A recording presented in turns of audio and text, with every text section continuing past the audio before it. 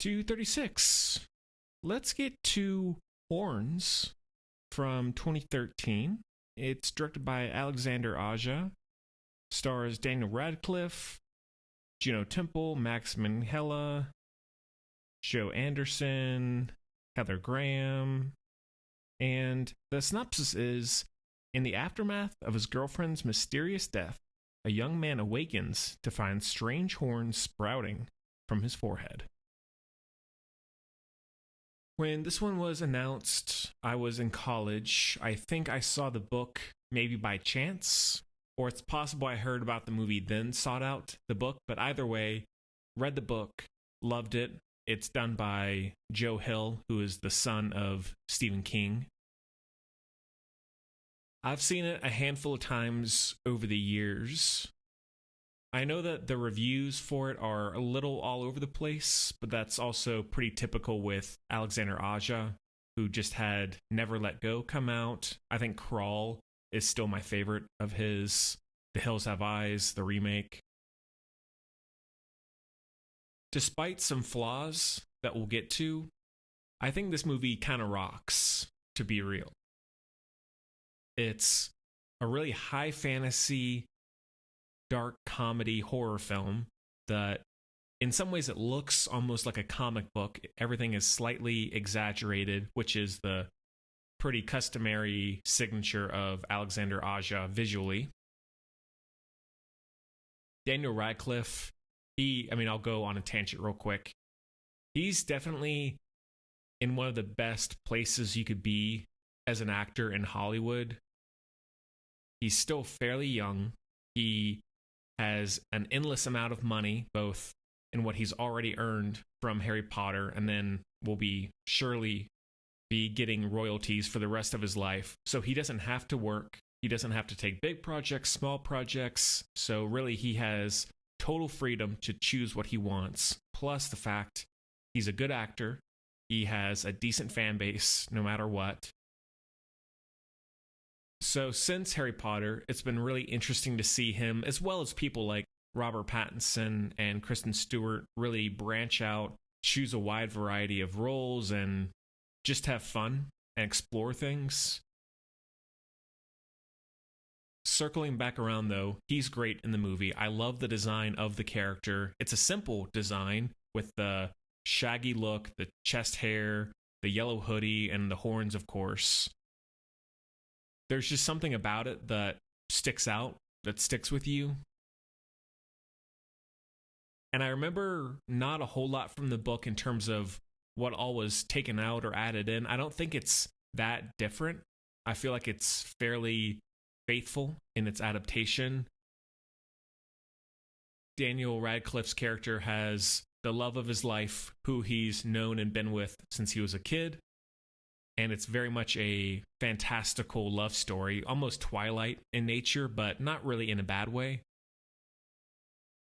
It's also shot by the cinematographer of a lot of David Lynch movies, so it feels very Twin Peaks-esque in terms of the setting, the lighting, the very soft, angelic lighting.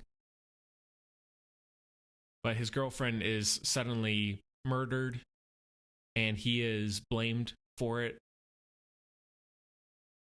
I was thinking about this last night when I was rewatching it.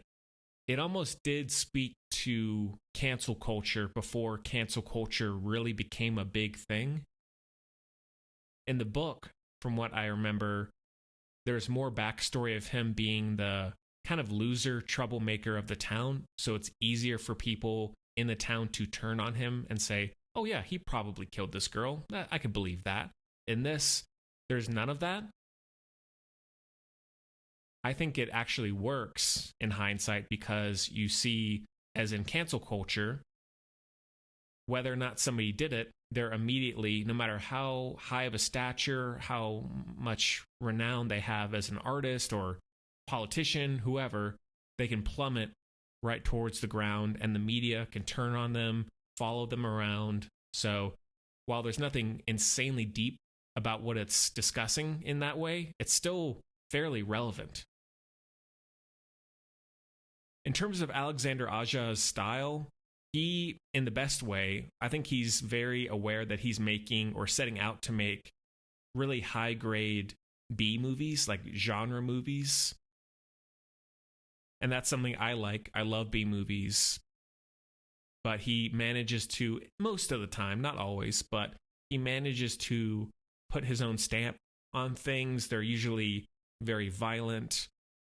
There's a very dark sense of humor, especially in this, considering Daniel Radcliffe is basically the devil or made out to be the devil. Tonally, I could see it getting on some people's nerves or not totally meshing, and I don't think it's perfect in how it goes from happy to sad to violent to dark to horror, fantasy. It mostly rides the fine line. More than anything, though, I just appreciate how weird it is. It's in its own little world. It's fully committed to the concept of him growing horns, and then he walks around the town, and because of this, people, when they see him, they immediately reveal their darkest secrets to him and just, I guess, in a way, confessing their sins. I think the first time with that, I didn't love it, but now it really works for me. I think all the random people revealing these things feels totally genuine. I could see many people I know revealing the exact same things, or at least people I've encountered in my life before saying exactly that. And it's very, very funny, like laugh out loud funny. Probably the best one would be the doctor's office with the doctor and nurse, and then the secretary and the mom. Heather Graham, who's a great character actor, she's another highlight with those encounters. This movie also does a good job of transitioning from present to past. Like, I think all of the flashbacks where it's suddenly with the young version of Daniel Radcliffe and Juno Temple, who also great actor, love Juno Temple. It really is seamless. Like, I'm never thinking that's jarring. It doesn't really go on too long. Overall, it's paced well. The bar sequence when he gets out of his car and the news people are around him and they're trying to get him to talk about or get him to confess, and then he says, all right, if you beat each other up, maybe I'll talk to the winner. And then they just start wailing on each other. Not to mention when he leaves the bar and it's set on fire and you see that slow-mo shot of the smoke as he's walking through, and it's really epic and stylish. Some criticisms, though. The last 10 minutes would be, unfortunately, be my least favorite part, because for most of the runtime, while yes, obviously him growing horns is fantastical, it's still kind of playing in a reality to where, all right, I can buy that this is happening. But in that climax with the reveal of the killer and that final showdown, when Daniel Radcliffe starts growing wings and actually becomes the devil, to me, it breaks the rules of the world that it was just setting up. And I'm just thinking, every time I see it, I'm like, all right, you kind of lost me there. Special effects wise, I mean, I can get over bad effects. If the storytelling is good, I don't care if they're not so good quality. But all in all, it's a bit of a wet noodle and makes the movie end on a slightly sour note. Not a huge deal. As always, for me, it's more about the journey, and I think the journey is very interesting. The soundtrack is good. You got David Bowie, the Pixies, the score as well. The title card, it's the cigarette burner, the red behind the title card, and then the horns title actually starts growing horns. I think that's pretty creative. One of the more emotional scenes in terms of the good and the bad of people revealing their secrets to him or their true feelings. And I think the whole movie is largely about the two-faced nature of people, of putting on a happy face or saying, oh yeah, I love you, I like you, and actually they're out to get you, or they don't feel that way, they hate you, etc., etc. So all that, definitely, aside from the cancel culture stuff, that speaks true. The scene with the mom when he goes to try and find comfort at home, and the mom sees the horns, and then she's like, I don't want you to be my son anymore. I don't want you to be around. You're such a disappointment. Even though in the last scene she was acting as though she was in full support of him, as you think she would be, but in actuality, that's not how she felt.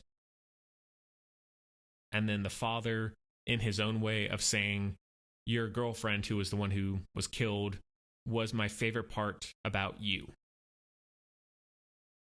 The flashback scene of the dare by the friend group, the young Daniel Radcliffe goes down the log slide in the grocery cart, but then gets stuck under the logs.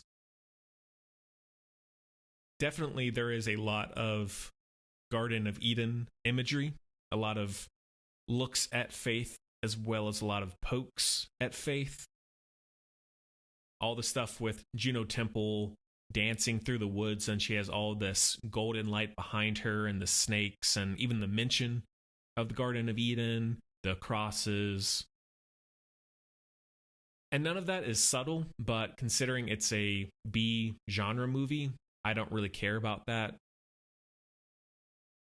Oh, one last moment. The bartender girl who he sleeps with at the beginning, that first time he realizes, okay, something's not right, is when she's asking him if she can eat all the donuts because she just wants to get fat and stuff them in her face. Like, it's so weird, but it does feel very human.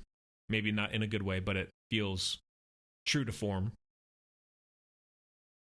So yeah, I think this movie, it's underrated. It's not one for everyone, nor do I think any Alexander Aja movies are, but this is definitely a very refreshingly different fantasy horror film that doesn't really get made that often, with the budget, with the cast, and more often than not pulls off what it's trying to do.